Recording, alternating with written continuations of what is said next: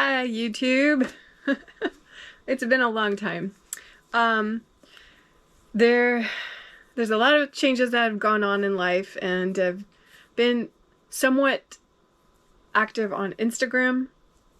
But other than that, I haven't done a whole lot of doll stuff besides working on the blog the last few years. And YouTube just gets lost in the process because the blog takes up so much time and YouTube takes up a lot of time because editing videos I am much slower at than editing the blog. I have this series in mind that I want to start with thrifting because I love thrifting. I love thrifting for multiple reasons. And thrifting stuff for the dolls, of course, is one thing I love and I've been doing for years. And I've made so many things and repurposed so many things. And I'd like to repurpose a lot more things with thrift store items. And I thought maybe doing a series just showing how my thought process is. I mean, you know, everybody does things differently, but we all often do things similar too. But I thought this would just be a fun series to do because, you know, two of my favorite things. Building doll furniture and thrifting. So, first up, I wanted to go over scale, like the Barbie scale. Let me backtrack. This will be, kind of like an introductory video, and then I want to do some thrifting at the thrift stores to see what I can find. I kind of want to challenge myself and do something where I've got to find some pieces that will build a certain item or whatever. So that's what I'd like to do. And so first off, I just want to show you some things that I do to help me with scale and finding things that look realistic for the dolls, because a lot of times things that are made for Barbie, like Mattel furniture, is very underscale, and it's very rare to see. There was only a very short window of Barbie furniture that was ever like close to scale, and it was in the 70s, early 80s, around there. But other than that, most Barbie furniture is just really underscale, and it's actually better suited for like a Bratz size doll or Monster High. So when it comes to 1/6 scale, I mostly use inches because that's just easier for me. I know a lot of miniaturists use centimeters when you get down to smaller scales, but I prefer inches because it's just easier for my brain. So when it comes to 1/6 scale, 2 inches of it, an item that is 2 inches in length, in doll scale, would be equivalent to 1 foot or 12 inches in human scale. There is a few websites you can use to help you convert things into scale. So one that I prefer to use is the inch calculator. And that one lets you convert from different measurements, but I usually use inch. So it lets you convert from, like, say you have something human scale and you want to convert it down to doll size. You could take those measurements in foot measurements. So say you have something 5 feet long and you want to scale it down to how many inches that would be, then you can punch it into that calculator and it will tell you, and you don't have to figure it out or do the math. You're on your own. There is another one from Barbiepedia that's a scale converter, but that one's in centimeters and it has like a little graph when you scroll down the page. That one could probably be useful for smaller items. I have not used that one yet, but I had a friend make me aware of that page. And then also thrifting, when they have sales and stuff, and maybe you're like me and you don't like doing math in your head, you can do a percentage off calculator if you want to figure out how much something is going to be on sale. The jukebox I found a while back at the thrift store, I was able to Google online the the dimensions of a real life-size one to see if the one I found in the store was close to a 1/6 scale version, and it was. Because a lot of times we want to think that things for Barbie need to be smaller when in actuality it should be a little bit bigger. So I was able to do that in the store right then and there. And the reason I was able to do that is because I keep a small tape measure in my purse with me too, so I can measure things, so I can see if it's gonna work. So having those little things in your bag help. I think that's pretty much all I have for like little tips. I'll leave the links for those conversion calculators and the percentage off calculator down in the description. And then I'll leave a list of things you might want to bring with you, like a tape measure or even a doll or even a doll hand. If anyone knows me personally, they know I'm a stickler for like detail and realism, and I want things to be like to scale because I think that's what draws the eye in and makes you think, oh, is that real? Because when you have it to scale, then you're automatically assuming it's real. But when something looks off in size, that your brain's not going to register that. So that's my thought process on it. Just think outside the box, you know. Don't just typically go look for things that might work like for a shelf, or, you know, like something like a potted plant, like little knickknacks, something like a jewelry box as a dresser. I mean, those are like really obvious things that can be converted into Barbie furniture, which are great. If you're willing to be more crafty and get your hands dirty, use a few power tools, then you can really make some cool things. And it can be quite rewarding and a learning process to do things like that. But for me personally, that's what I like. But I'm just here to show you my process to maybe help you, or if you're just interested in my process. That is what I wanted to show you today. Okay, one of the first things I ever made and flipped into a piece of furniture was this little bench. It was originally like something that held like maybe spices, like a little spice rack, because it was hollow on the top. So I had to, and it had these little rails here, and it was hollow. So I think I got a piece of balsa wood in there or something. And I put that in there, and then I upholstered a piece of foam with, I believe I used wood again, if I can feel it correctly. I think it's wood in there. So it's 2 wooden pieces. And I upholstered this part on the top. This is just like a 1-inch thick foam. I upholstered it with a piece of cotton, like calico print quilting fabric. And before I glued that on, I painted this all black to match the fabric. And I've had this bench, and it's held up really well. I want to say this is about 15 years old.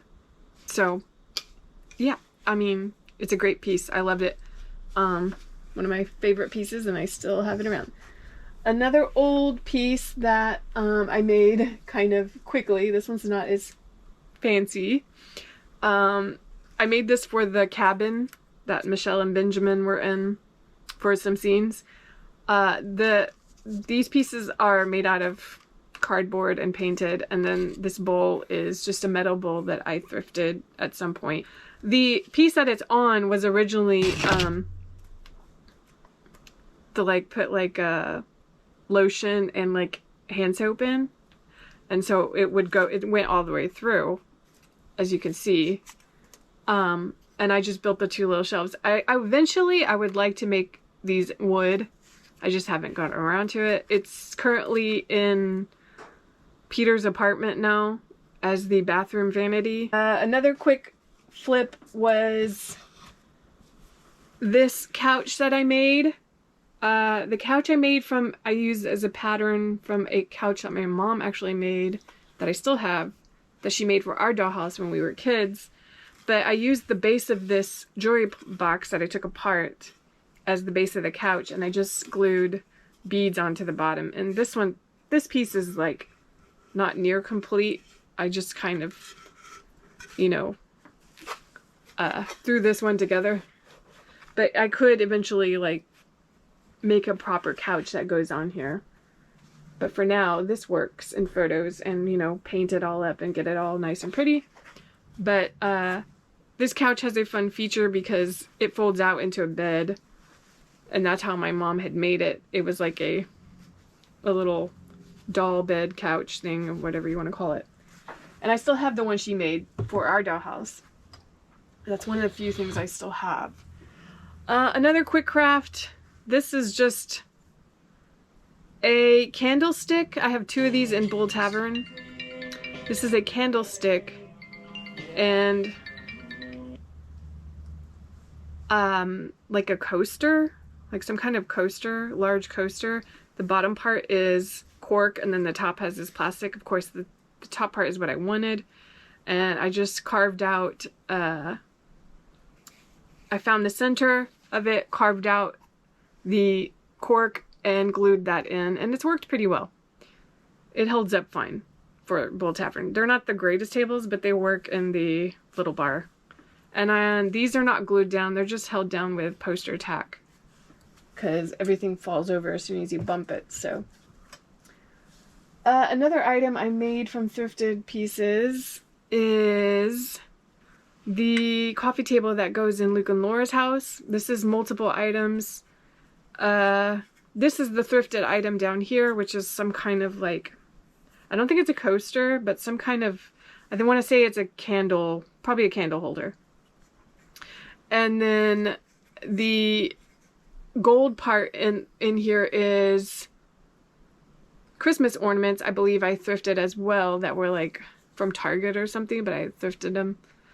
The glass part is a candle holder as well that used to be able to find at Dollar Tree years ago. I don't think you can find them anymore, but for a while there, they had clear glass little candle plates, whatever you want to call them, I don't know. I have a couple of them.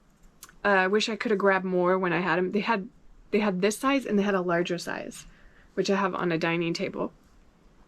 I wish I could have got more, but now I don't think Dollar Tree carries them. They're just the mirror kind, which is not as realistic.